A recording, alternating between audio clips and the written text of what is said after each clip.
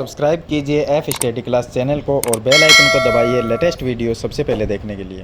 Hello students, चलिए आज हम प्रश्नावली 11.3 का प्रश्न नंबर 8 और 9 दो प्रश्न इस वीडियो में हल करेंगे। अगर आपको इससे पीछे वाले प्रश्न के हल देखने हैं तो इस वीडियो के डिस्क्रिप्शन में आपको एक प्लेलिस्ट का लिंक मिल जाएगा, उस पर क्लिक करके आप पीछे वाले वीडियो देख सकते हैं। तो चलिए हम प्रश्न नंबर 8 को हल करते हैं। तो आप वीडियो को लाइक कर दीजिए और चैनल को सब्सक्राइब कर लीजिए ताकि ऐसी वीडियो आपको आगे भी मिलती रहे। यहाँ पर हमें दिया गया है प्रश्न नंबर 8 में एक खोखले बेलन का वक्र पृष्ठीय क्षेत्रफल। अब देखिए एक बेलन है जो कि खोखला बेलन है, तो इस तरह से एक बेलन बना हुआ है जिसका वक्र पृष्ठीय क्षेत्रफल हमें दिया गया है। तो यहाँ पर हम लिख देंगे कि बेलन का वक्र पृष्ठीय क्षेत्रफल वो हमें दिया गया है 4224 सेंटीमीटर स्क्वायर। ये हमें इस बेलन का वक्र पृष्ठीय क्षेत्रफल दिया गया है। अब ये जो बेलन है वो खोखला बेलन है, मतलब कि ऊपर से खुला हुआ है, नीचे से खुला हुआ है, अंदर से पूरा खोखला है। आगे इसमें लिखा है कि इसे इसकी ऊंचाई के अनुदिश काट कर, अब इस बेलन को हम यहां से, ये जो भाग है मान लीजिए पाइप है, तो अगर इसको इस तरह से काट दे, इसके ऊंचाई ये होगी, ऊंचाई के अनुदिश काटना है इसको। तो ऊंचाई के अनुदिश अगर हम काट दे, इसको काट कर 33 सेंटीमीटर चौड़ाई की एक आयताकार चादर बनाई जाती है। अब यहां से इसको काट के अगर सीधा कर दिया जाए तो ये बेलन बन जाएगा इस तरह का, आयत के जैसा। आयताकार चादर बनानी है तो आयत के जैसा ये बेलन बन जाएगा। इसको मतलब सीधा कर देंगे तो इस तरह से हो जाएगा। तो 33 सेंटीमीटर चौड़ाई की आयताकार, यानी जो आयत बनेगा, आयताकार जो चादर बनेगी उसकी जो चौड़ाई है, ये चौड़ाई है, तो ये कितनी हुई 33 सेंटीमीटर। तो ये हमें दी गई है 33 सेंटीमीटर दी गई है।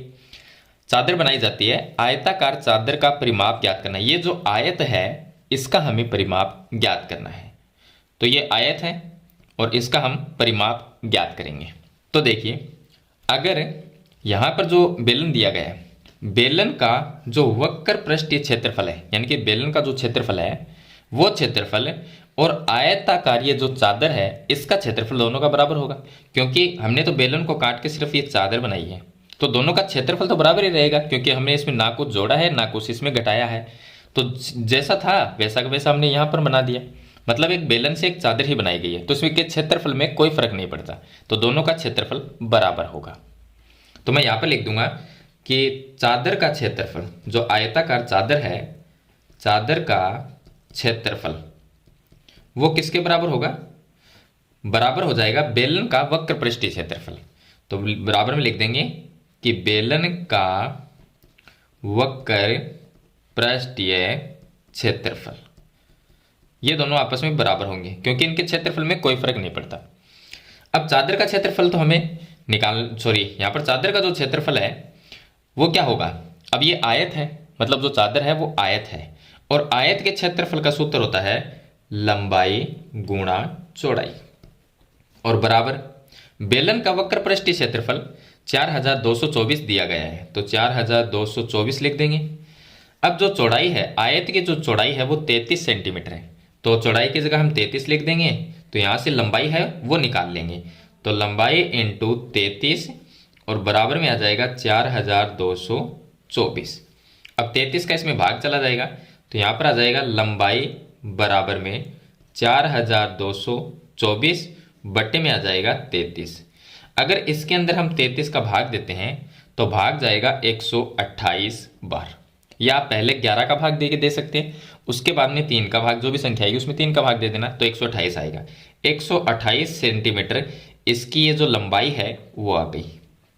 अब इसकी लंबाई है वो आ गई 128। तो आयत है, इसकी चौड़ाई भी है, चौड़ाई तो पहले से थे, और लंबाई हमने ज्ञात कर ली। अब इस आयत का परिमाप हमें ज्ञात करना है, जो चादर है उसका परिमाप। तो चादर का मतलब आयत है, आयत का परिमाप ज्ञात करेंगे तो यहां पर लिखेंगे कि आयताकार चादर का परिमाप। तो आयत के परिमाप का सूत्र होता है 2 गुणा लंबाई प्लस में चौड़ाई, ये आयत के परिमाप का सूत्र होता है। अब इसके अंदर मान रख देते हैं, तो 2 की जगह ये 2 आ गया, लंबाई दी गई है आयत की 128 प्लस में चौड़ाई इसकी 33 सेंटीमीटर की है, तो ये आ जाएगा 2 इंटू 128 प्लस 33, ये आ जाएगा 161। और 161 को हम 2 से अगर गुणा करते हैं तो ये आएगा 16 दूनी 32 और 2 एकम 2, तो 322 सेंटीमीटर ये आ जाएगा इस आयताकार चादर का परिमाप। तो इस तरह से प्रश्न नंबर 8 को हल करना है, जिसमें एक आयताकार चादर है उसका परिमाप ज्ञात करना है। चलिए इसके बाद में हम प्रश्न नंबर 9 को हल करते हैं। देखिए प्रश्न नंबर जो 9 है उसमें दिया गया है किसी सड़क को समतल करने के लिए एक सड़क रोलर को सड़क के ऊपर एक बार घूमने के लिए 750 चक्कर लगाने पड़ते हैं। यानी सड़क है कितनी भी लंबी हो, अगर उस पर एक बार पूरी सड़क को समतल करता है तो 750 चक्कर उसे लगाने पड़ते हैं। यदि सड़क रोलर का व्यास है, अब ये सड़क रोलर का जो टायर होता है वो मान लेंगे, अब जो टायर है उसका बेलन के जैसा होता है। तो अब यहां पर दिया गया है जो ये टायर है रोलर है इसका व्यास कितना है 84 सेंटीमीटर। तो व्यास होगा, ये वृत्त होते हैं साइड में, तो एक ये वृत्त होता है साइड में और एक ये होगा, क्योंकि बेलन के दोनों साइड वृत्त होते हैं। तो इसका जो व्यास है वो ये हो गया, ये है 84। तो यहां पर लिखेंगे कि रोलर का व्यास, रोलर का जो व्यास दिया गया है वो हमें 84 सेंटीमीटर दिया गया है। तो इसकी त्रिज्या यानी आर का मान इसका आधा हो जाएगा, 84 का आधा होता है 42 सेंटीमीटर, तो ये आ गई इसकी त्रिज्या। आगे इसमें दिया है और इसकी जो लंबाई है वो 1 मीटर है, तो ये हो गई इसकी लंबाई, लंबाई है 1 मीटर। मीटर को अगर सेंटीमीटर में चेंज करेंगे, क्योंकि यहां पर भी सेंटीमीटर में है, तो सेंटीमीटर में चेंज करेंगे तो ये हो जाएगा 100 सेंटीमीटर।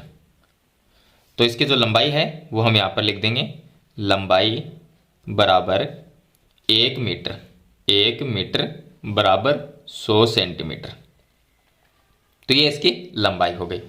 अब हमें ये बताना है कि तो सड़क का क्षेत्रफल ज्ञात कीजिए, मतलब कि ये 750 चक्कर काटता है एक बार सड़क को समतल करने के लिए, तो सड़क का वो क्षेत्रफल कितना होगा। मान लीजिए इतनी लंबी सड़क है, इसको ये समतल करता है, 750 चक्कर इस पर काटने पड़ते हैं। अगर एक बार यहां से यहां तक जाएगा तो 750 चक्कर, इसके टायर है वो 750 चक्कर लगाएंगे। तो यहां से लेके और यहां तक जब जाएगा तो ये सड़क का कितना क्षेत्रफल है वो हमें ज्ञात करना है, यानी कितना क्षेत्रफल समतल होगा वो हमें ज्ञात करना है। तो इस सड़क का पूरा ये जो क्षेत्रफल है ये ज्ञात करने के लिए पहले हमें ये निकालना होगा कि जब ये रोलर है एक बार घूमता है यानी एक चक्कर लगाता है तो इसका कितना क्षेत्रफल, मान लीजिए यहां से एक चक्कर लगाता है तो यहां तक आता है, तो ये कितना क्षेत्रफल होगा, पहले एक चक्कर का क्षेत्रफल निकालना पड़ेगा। अब देखिए ये जो टायर होता है वो बेलन जैसा, बेलन को अगर एक बार घुमाते हैं, चारों तरफ से एक बार घुमाते हैं, तो वो बेलन का वक्र पृष्ठ होता है, मतलब कि एक चक्कर में वक्र पृष्ठ का क्षेत्रफल है उतना ये समतल करेगा।